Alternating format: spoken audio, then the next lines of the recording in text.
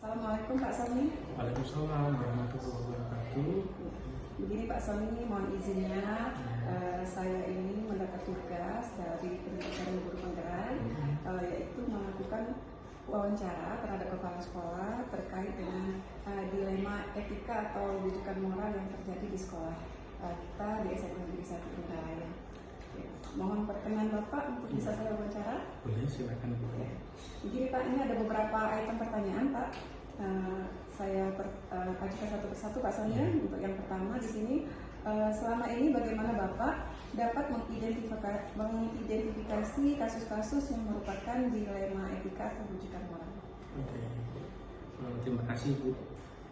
Perlu saya jelaskan yang pertama mengenai dilema etika.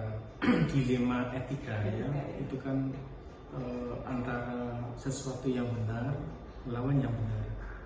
Di mana situasi yang terjadi ketika seseorang harus memilih di antara dua pilihan yang secara moral benar tetapi bertentangan, sedangkan rujukan moral antara benar dan salah, di mana situasinya terjadi ketika seseorang harus mengambil keputusan antara benar dan salah ya.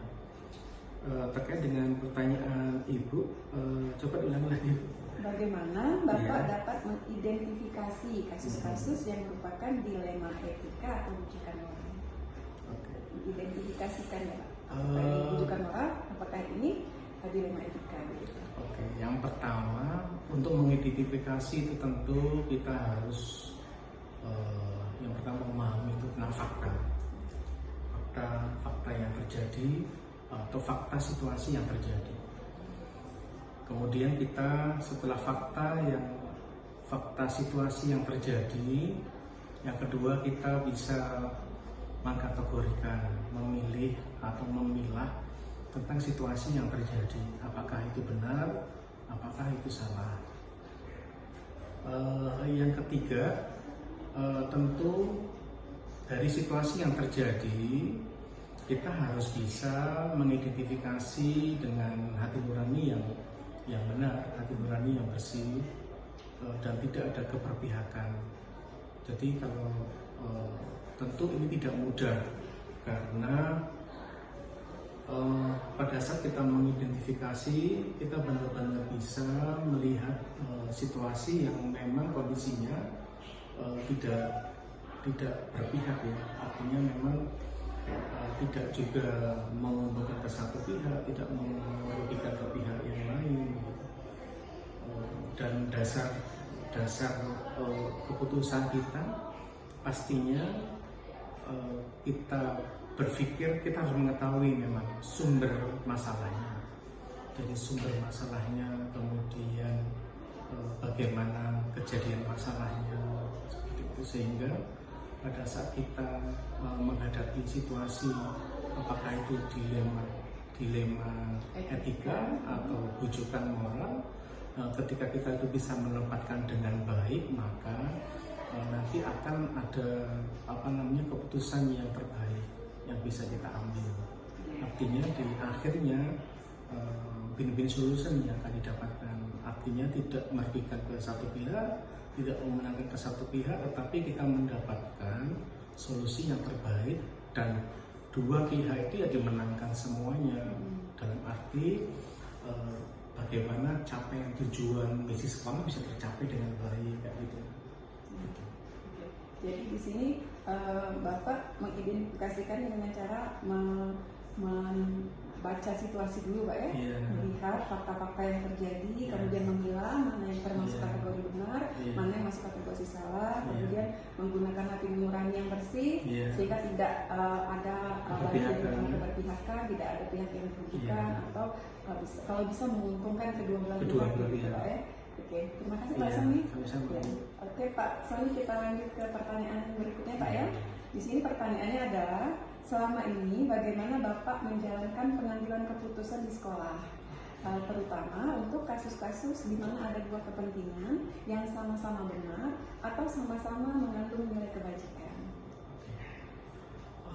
Pengambilan keputusan sekolah tentu yang pertama itu didasarkan pada penerapan tata tertib sekolah. Yang kedua, karena sekolah kita SMA Negeri 1 Indralaya itu adalah sekolahnya rakyat, sekolah umum, tentu ketika melihat masalah yang terjadi dikaitkan dengan peraturan, itu tentu ada kebijakan di dalamnya, di mana pelaksanaan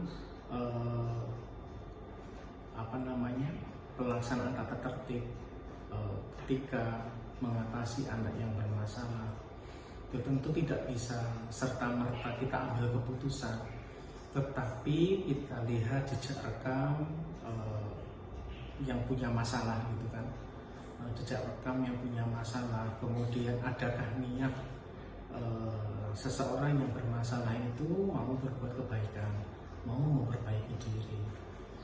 Pada dasarnya karena di sekolah itu adalah bagian dari proses pendidikan dan proses pelatihan, tentu namanya pelanggaran tata tertib itu terjadi, dan selaku pimpinan pembelajaran tentu harus memahami setiap permasalahan yang dialami oleh warga sekolah, oleh siswa, oleh guru, gitu.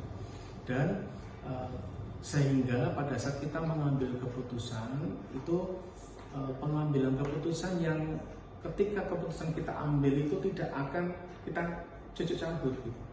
Jadi memang pengambilan keputusan itu pengambilan keputusan yang tegas. Nah, di dalam ketegasan pengambilan keputusan itu tentu melihat permasalahan itu dengan baik dan dengan tertib. Dan kita punya kesempatan kepada seseorang yang memiliki masalah untuk intinya mau mencapai visi sekolah. Jadi selagi siswa, guru atau warga sekolah yang berusaha berjalan di atas rel sekolah, tentu keputusan sekolah itu akan diputuskan dengan baik, dengan tepat, dan tidak akan ada perubahan keputusan. Jadi pengambilan keputusan itu ya sudah matang. Jadi tidak ada keraguan. Kenapa? Karena didasarkan atas fakta, kemudian atas kemauan berusaha memperbaiki gitu.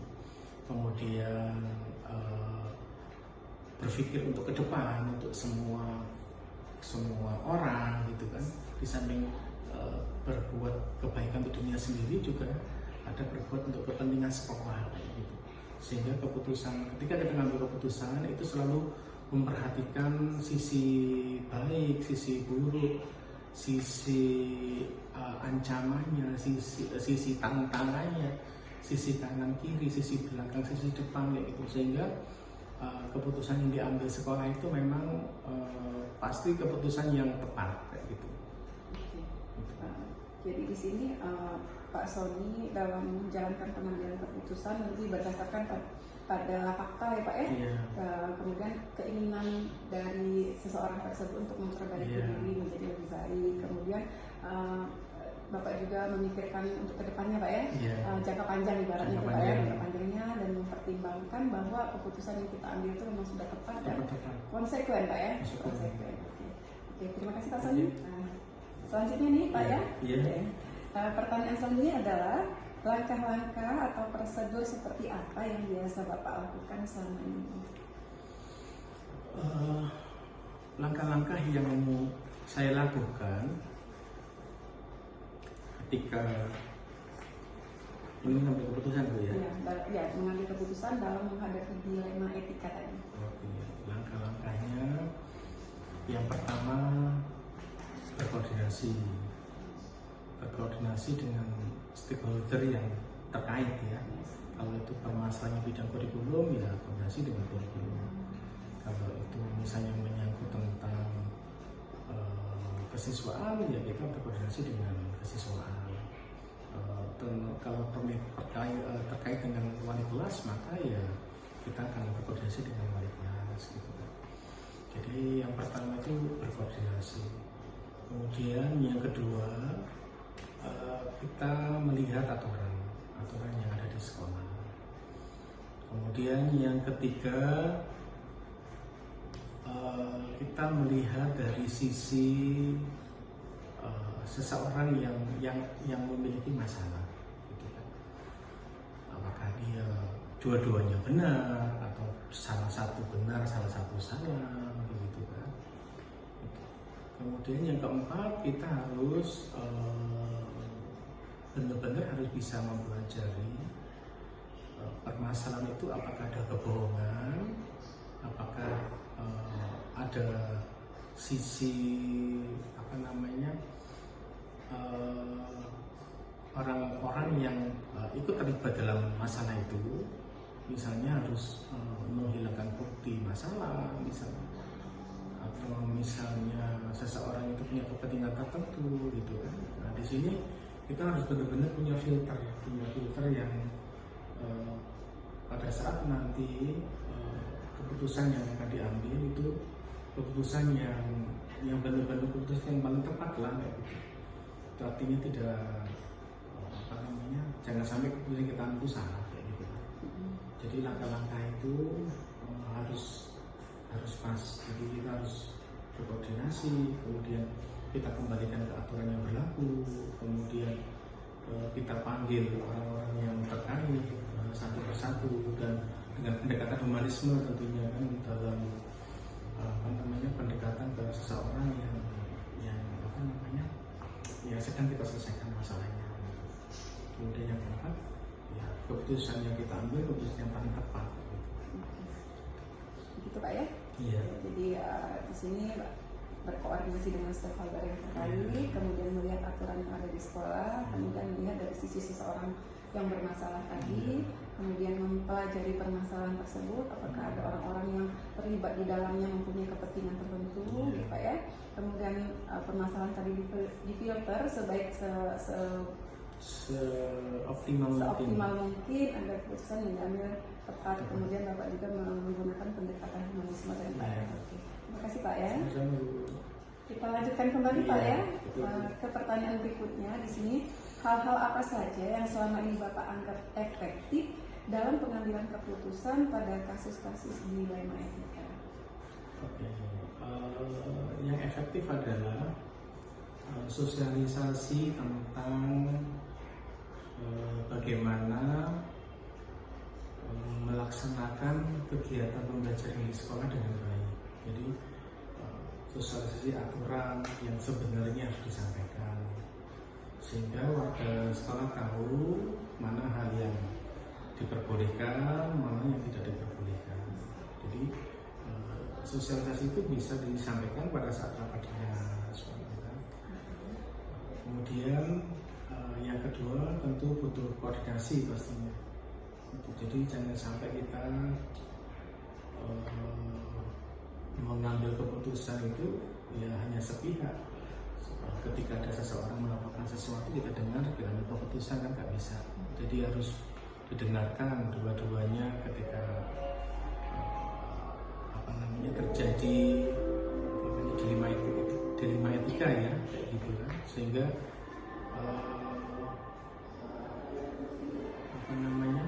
sehingga efektif lah. Tentu pelaku itu harus menyadari pada posisi yang seimbang. Jadi ketika melaksanakan aturan di sekolah itu benar-benar bisa memahami secara logis ya, jadi tidak emosional gitu. Jadi melaksanakan aturan ini tidak tergantung dari perasaan, tapi dari logika berpikir memang ini harusnya pas, ini tidak pas, dan memang secara di dalam komunitas itu memang ini benar, ini tidak benar, kayak gitu kan. Jadi dan itu harus dipahami oleh guru-guru yang ada di sekolah gitu.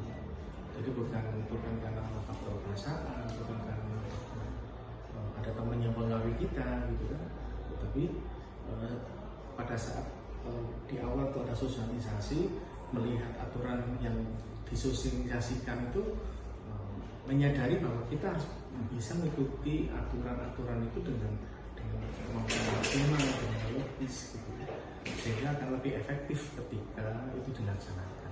Oke. Jadi Pak, selain sosialisasi, koordinasi juga berdasarkan logika berpikir Pak ya, bukan hanya melalui Pak, terima kasih. Baik Pak Sony, kita lanjut ke pertanyaan berikutnya Pak ya. Di sini pertanyaannya adalah hal-hal apa saja yang selama ini merupakan tantangan bagi Bapak dalam pengambilan keputusan pada kasus-kasus di dilema etika? Tantangannya yang pertama bahwa stakeholder kita itu kan bagian dari keluarga kita ya, semuanya itu kan dekat sama kita. Makanya pasti semuanya itu ya harus hadir gitu untuk melakukan.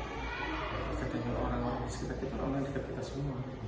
Dan kewajiban kita memang harus menempatkan keadilan itu ya pada orang-orang yang berbeda, dalam arti gini, entah itu orang dekat sama kita, entah tidak dekat sama kita, gitu. Dua-duanya benar dan kita harus berpihak. Yang kepercayaan kita ya harus hadir. Artinya bagaimana kita menyampaikan solusinya, gitu. Solusinya adalah ketika dua bermasalah itu benar-benar dua-duanya merasa dibenarkan, tidak salah satu disalahkan. Jadi tantangannya cukup berat. Karena yang kedua tantangannya adalah faktor usia. Ketika teman-teman yang kita hadapi itu usianya lebih tua dari kita, tentu ada cara, tentu ada strategi. Bagaimana orang-orang yang umurnya lebih tua dari kita itu merasa tetap terhormat, tidak merasa disalahkan, dan cara kita tepat kayak gitu, sehingga tujuan yang kita lakukan itu akan tercapai. Jadi di sini tantangannya bagaimana menempatkan keadilan tadi Pak ya terhadap orang-orang terutama yang berada di sekitar kita sehingga tidak ada pihak-pihak yang dirugikan, kalau bisa menguntungkan semua juga yang kedua tadi menghadapi orang-orang yang usianya lebih dari kita. Terima kasih Pak Sony. Iya Bu. Kan Pak. Iya. Di sini pertanyaannya adalah apakah Bapak memiliki sebuah tata cara atau jadwal tertentu dalam sebuah penyelesaian kasus dilema etika? Apakah Bapak langsung menyelesaikan di tempat atau memiliki sebuah jadwal untuk menyelesaikannya? Ada bentuk tertentu atau prosedur tertentu seperti apa yang dijalankan? Ketika ada masalah dilema etika itu sebaiknya secepatnya diselesaikan, begitu kan. Tetapi kita tidak boleh tergesa-gesa. Jadi kita tidak bisa menyelesaikan di tempat. Artinya kita butuh waktu dengan cepat. Kita punya waktu dengan cepat untuk menyelesaikan masalah-masalah dilema etika. Gitu. Jadi tentu ada prosedur di situ kan. Prosedurnya di situ artinya kita punya rencana, kemudian kita butuh waktu untuk memproses, kemudian kita butuh mengevaluasi dari proses yang kita lakukan nantinya, dan sehingga tujuan ketika menyelesaikan masalah dilema etika ini akan sesuai yang diharapkan oleh semua pihak, kemudian tepat. Dan efeknya itu justru nanti akan membuat lebih baik dari keadaan awal dan bisa menjadi pembelajaran yang lain ketika itu terjadi nanti. Gitu. Jadi pada saat ada kasus dilema etika, Bapak secepatnya ini diselesaikan, tetapi tidak tergesa-gesa, perlu prosedur tertentu, tidak dalam jangka waktu tertentu, dan tidak bisa kita selesaikan di tempat ya Pak ya. Oke Pak Sony, terima kasih. Tapi melihat situasi Bu, sebenarnya kan lihat permasalahannya gitu kan. Tapi kalau permasalahannya memang jelas dan bisa diselesaikan di tempat, saat itu juga kita selesaikan. Tetapi kalau masalahnya rumit, kita butuh waktu. Itu kenapa? Karena jangan sampai nanti justru menimbulkan masalah yang baru gitu. Jadi tergantung dengan permasalahan dan kondisinya Pak ya. Kalau memang bisa kita selesaikan di tempat, kita selesaikan. Kalau memang cukup rumit, ya kan harus dipelajari, dianalisa gitu. Tapi memang di situ butuh critical thinking, gitu kan. Kemudian butuh butuh seseorang yang bisa kita percaya untuk memberikan masukan kepada kita, pendapat dari orang lain. Karena kita di sekolah ini kan kerjanya tim, kan? Teamwork, tapi bukan tidak kepala sekolah itu kan tidak individual, karena kita kerjanya karena tim dan kita punya prosedur kerja, gitu kan? Sehingga penyelesaiannya ya diharapkan semaksimal mungkin. Tapi kalau masalahnya ringan, bisa diselesaikan di tempat, tidak perlu koordinasi, bisa dieksekusi ya, dieksekusi. Jadi kembali ke permasalahan.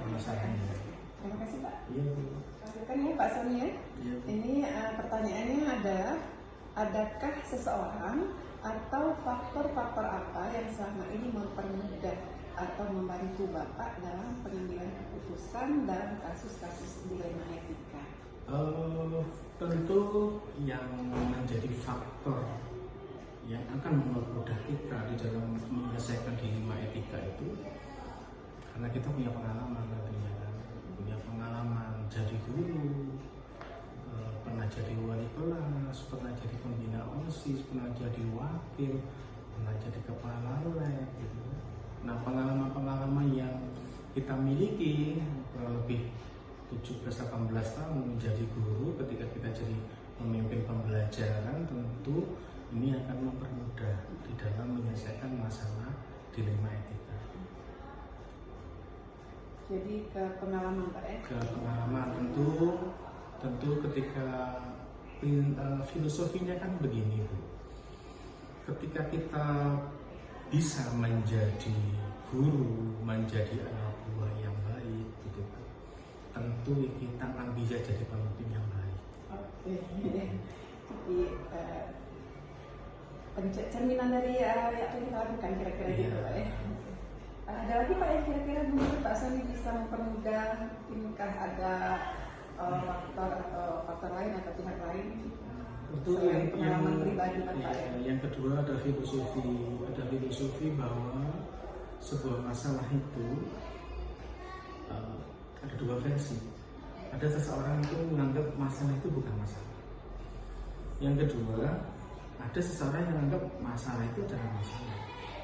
Nah, sehingga sudut pandang kita ketika menghadapi setiap persoalan itu kembali kepada kita.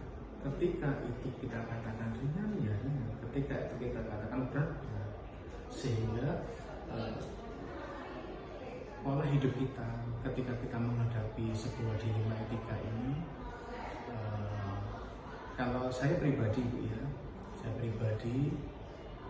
tentu belajar berusaha untuk kalau itu misalnya kita memperlakukan siswa tidak nyaman, sebaiknya kita tidak melakukan gitu.